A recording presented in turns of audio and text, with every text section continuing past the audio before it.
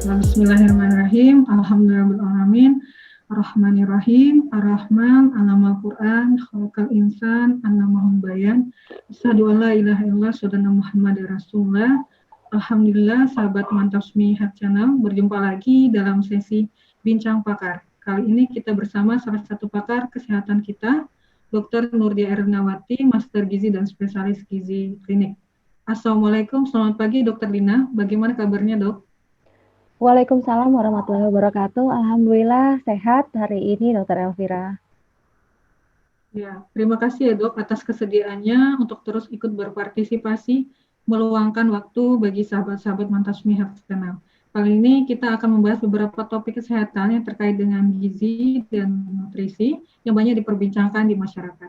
Kita langsung saja ke topik pertama kita itu adalah tentang prebiotik dan probiotik. Ini banyak sekali diperbincangkan di masyarakat dan penelitiannya sedang diteliti untuk kesehatan kita. Langsung saja masuk ke pertanyaan pertama maksud saya, Dok. Apa sih itu, Dok? Jadi probiotik itu adalah mikroorganisme hidup yang bila diberikan pada seseorang dalam jumlah yang cukup, ini akan memberikan manfaat kesehatan. Ada berbagai macam kelompok mikroorganisme probiotik, yang paling utama itu banyak digunakan di industri, terutama adalah bakteri asam laktat. Biasanya dalam bentuk makanan yang sudah terfermentasi. Kalau prebiotik ini sebenarnya didefinisikan sebagai bahan makanan yang tidak dapat dicerna, namun apabila diberikan dia akan mempengaruhi kekebalan tubuh dan juga proses fisiologis secara selektif dan juga mempengaruhi aktivitas bakteri di usus besar. Ini adalah sebenarnya definisi yang sederhana, meskipun pada definisi lanjutnya probiotik itu sering didefinisikan orang adalah karbohidrat yang tidak dapat dicerna dalam makanan, kemudian dia secara selektif itu mampu mempengaruhi pertumbuhan dan aktivitas metabolisme dari mikroba usus. Contohnya adalah FOS, GOS yang mungkin sering tertuang di label-label makanan, namun yang perlu dijadikan suatu informasi di sini, tidak semua serat makanan itu berfungsi sebagai prebiotik dan juga tidak semua bahan makanan yang mengandung prebiotik itu dikategorikan serat. Prinsipnya di sini adalah disebut prebiotik apabila ia mampu bahan ini difermentasi dan dicerna oleh mikrobiota usus. Mungkin itu, Dr. Vira? Baik, terima kasih atas jawabannya, Dok. Jadi prebiotik ini dan probiotik ini sebenarnya sangat berguna untuk kita ya, Dok. Nah, apa sih kegunaannya bagi tubuh kita, Dok, untuk prebiotik maupun probiotik itu sendiri? Baiklah, probiotik untuk kegunaannya ini pada individu yang sehat dikatakan sudah memainkan peran penting bagi pencegahan penyakit dan menjaga keseimbangan dari sistem kekebalan tubuh. Serta dia juga memiliki efek untuk menurunkan efek rugi dari stres ya yang bisa mempengaruhi tubuh.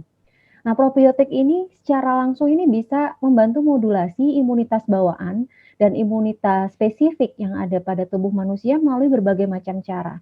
Ada yang dengan cara melindungi mukosa usus dan epitel dengan membantu merangsang produksi senyawa dari antibakteri. Kemudian ada yang memodulasi ekspresi dari kaskade inflamasi di dalam tubuh ataupun juga modifikasi protein yang ada di sambungan dari epitel-epitel saluran cerna atau permukaan dari sel di saluran cerna kita. Makanan fermentasi mungkin ada yang tidak mengandung probiotik, namun tetap bermanfaat. Biasanya yang mengandung probiotik ini ada strain mikrobanya yang disarankan memiliki efek ya pada sistem gastrointestinalnya. Dia bisa membantu untuk aktivitas 3 hal yang tadi saya sebutkan di awal, terutama adalah yang strain dari spesies bakteri gram positif atau gram negatif, termasuk juga bakteri asam laktat. Nah, jadi bakteri asam laktat ini, dia berguna karena bisa masuk ke tubuh dari pejamunya melalui konsumsi makan, jadi dia tahan di lingkungan asam lambung yang asam, kemudian di usus bakteri ini bisa mengubah karbohidrat menjadi asam laktat. Nah, sebagian manfaat dari produksi asam laktat ini akan menurunkan pH dalam usus yang nanti mencegah pertumbuhan dan kelangsungan hidup patogen. Jadi artinya hal yang tidak kita harapkan hadir di dalam saluran cerna kita. Nah, karena hubungan keseimbangan ini, probiotik itu dianggap dalam uji-uji pustaka meningkatkan kesehatan. Dan disampaikan bahwa yang terutama memiliki gangguan saluran cerna ini memiliki manfaat dari hasil pemberian dari probiotik. Sedangkan kalau probiotik, ini dia membantu untuk menstabilkan mikroekologi di saluran cerna.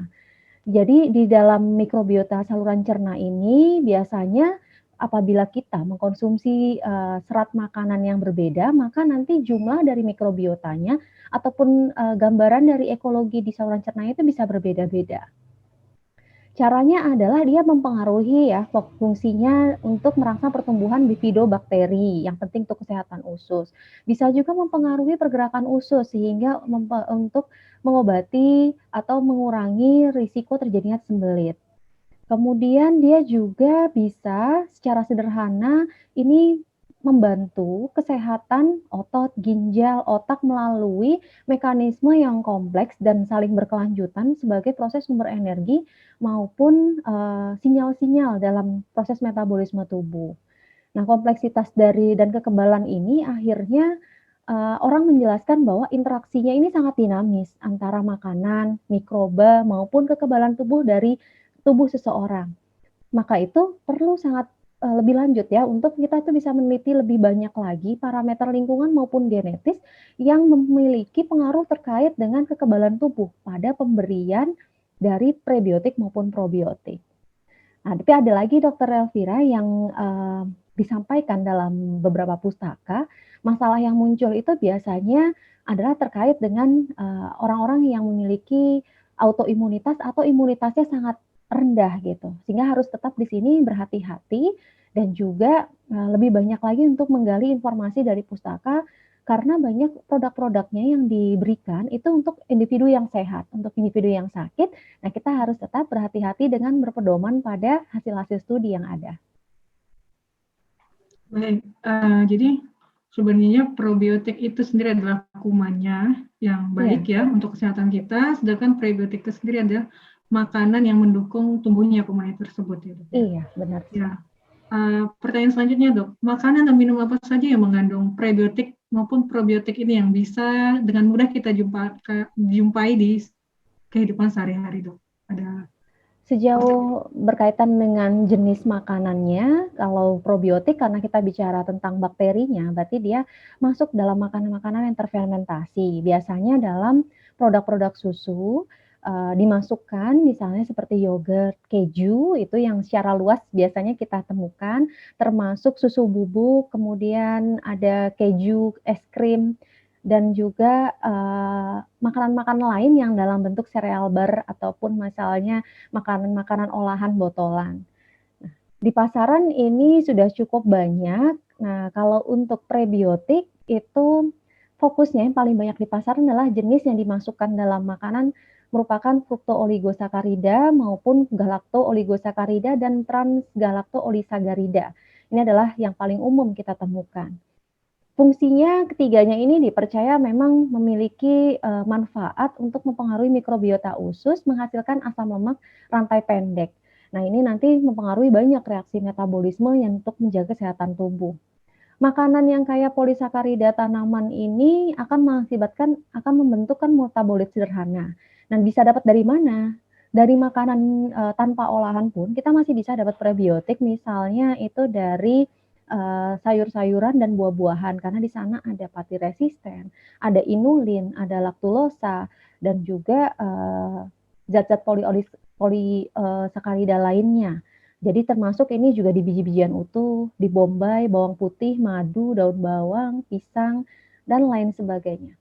Tapi kalau yang digunakan dalam industri kebanyakan terfokus pada yang saya sebutkan 3 tadi, yaitu fructooligosaccharidia, galactooligosaccharidia dan transgalactoolisaccharidia. Nah, konsentrasinya ini bisa beda-beda di dalam makanan yang dijumpai kita dalam bentuk makanan olahan yang sudah dipasarkan di supermarket. Mereka biasanya menggunakan beberapa probiotik ini pakai bahan bakunya itu adalah dari laktosa, sukrosa maupun pati. Itu mungkin. Baik, cukup menarik ya. Sebenarnya ada yang kita temui di kehidupan sehari-hari tentang tinggal kita mengatur makanan kita sehari-hari ya, Dok ya.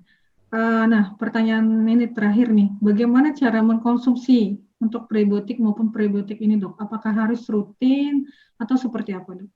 Ya. Untuk probiotik sendiri, sampai sejauh ini regulasi menyatakan bahwa aman untuk dikonsumsi dan bisa dikonsumsi setiap hari. Tapi tetap semua regulasi itu menyatakan bahwa ada faktor yang harus diperhatikan. Misalnya evaluasi keamanannya, faktor patogenetitasnya dari strain bakteri yang digunakan, virulensinya, dan sifat aktivitasnya. Sudah banyak yang mengkaji dari regulasi di dunia ini bahwa ada sudah metode-metode yang digunakan untuk keamanan bakteri asam laktat ini pada studi-studi dianggap sudah standar keamanannya sudah cukup baik. Nah, tapi ada yang memang probiotik itu dipasarkan, artinya dimasukkan ke dalam bahan makanan lain, itu dilaporkan pemasaran produknya itu ditujukan untuk individu yang sehat. Meskipun ada pedoman ya sebenarnya untuk memilih strain apa yang akan dimasukkan di dalam bahan makanan olahan yang akan dijual, namun sampai sejauh ini belum ada konsensus peraturan internasionalnya untuk mengatur produk makanan probiotik. Dan hasil-hasil studi masih menunjukkan di market atau di pasaran ada hal yang masih belum sesuai, artinya dari label maupun dari jumlah yang ditemukan masih ada ketidaksesuaian. Disinilah kita harus berhati-hati.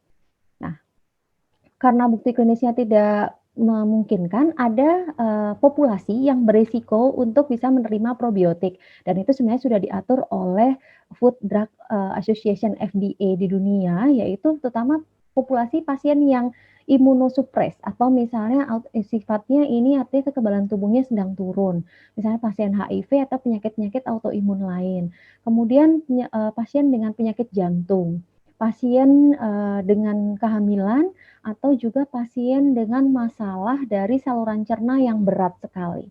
Artinya walaupun di sini ada potensial populasi yang beresiko, tetap saja untuk pemberiannya harus berdasarkan dengan rekomendasi ahli dan juga terkontrol. Nah, untuk probiotik ini, kalau untuk tadi saya bicara tentang probiotik, sekarang yang prebiotik. Probiotik ini tidak dianggap memiliki efek samping karena banyak ditemukan dari makanan sehari-hari. Dan terutama enzim usus memang secara tidak langsung itu tidak memang secara fungsinya tidak mampu memecah oligosakarida dan polisakarida. Nah, efek samping prebiotik yang sering ditemukan itu adalah terkait dengan fungsi osmotiknya.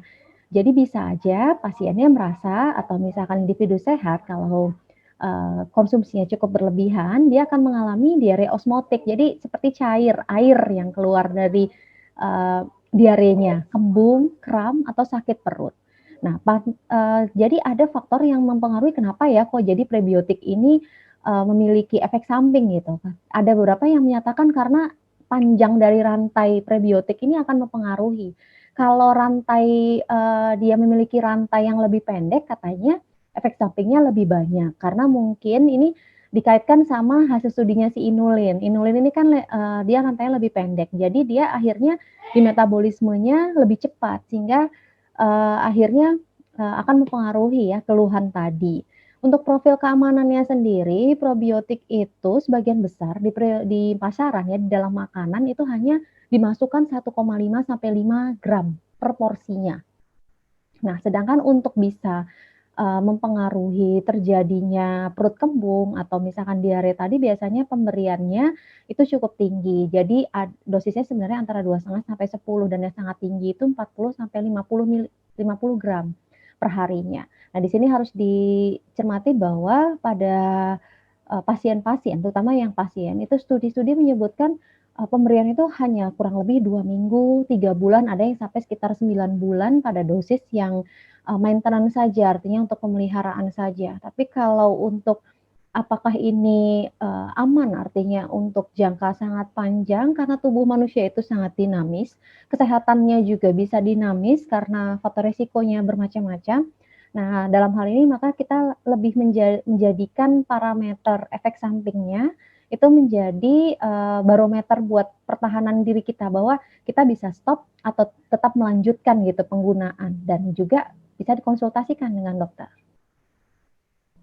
Berarti kalau seandainya untuk konsumsi rutin kita yang sehat gitu, Dok, Apakah ada cara praktisnya atau sebenarnya cuma menjaga makanan aja seperti apa ya dok untuk prebiotik? Untuk bisa mendapatkan manfaatnya, sebenarnya konsumsi prebiotik itu akan masuk sebenarnya dalam bahan makanan sumber serat kita. Jadi secara normal itu orang, dewasa sehat ya, artinya termasuk juga orang yang sakit bisa mengkonsumsi serat sebanyak 14 gram per 1000 kilokalorinya, atau sekitar, untuk dewasa sehat sekitar 20 sampai 30 gram serat.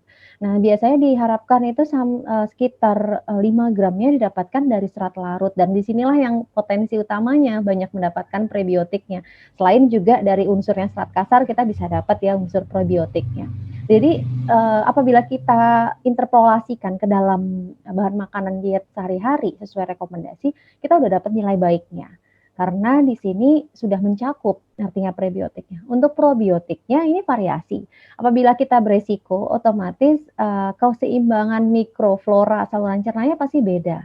Untuk memanfaatkannya, gunakan saja dosis standar utama, artinya dosis yang paling mungkin diberikan pada dewasa sehat, dan apabila memang individu ini diminta oleh klinisinya untuk mengkonsumsi dalam dosis tertentu yang berbeda dari anjuran untuk kesehatan. Nah, ini harus dipertimbangkan oleh klinisinya sendiri dan pasien. Artinya persetujuan pasien maupun klinisinya dalam proses pemberian ini juga perlu kita perhatikan agar manfaatnya menjadi lebih besar dibandingkan efek kerugiannya.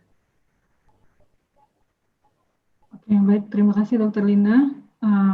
Jadi makanya dalam sehari-hari itu kita dianjurkan untuk makan sayur, buah gitu ya dok ya? Iya. Oke, mungkin topik pertama itu sudah sangat jelas dijelaskan, dirinci oleh Dokter Lina. Semoga sahabat-sahabat Mantap Health Channel bisa mengaplikasikannya dan men-sharing ilmu yang didapat kepada orang lain.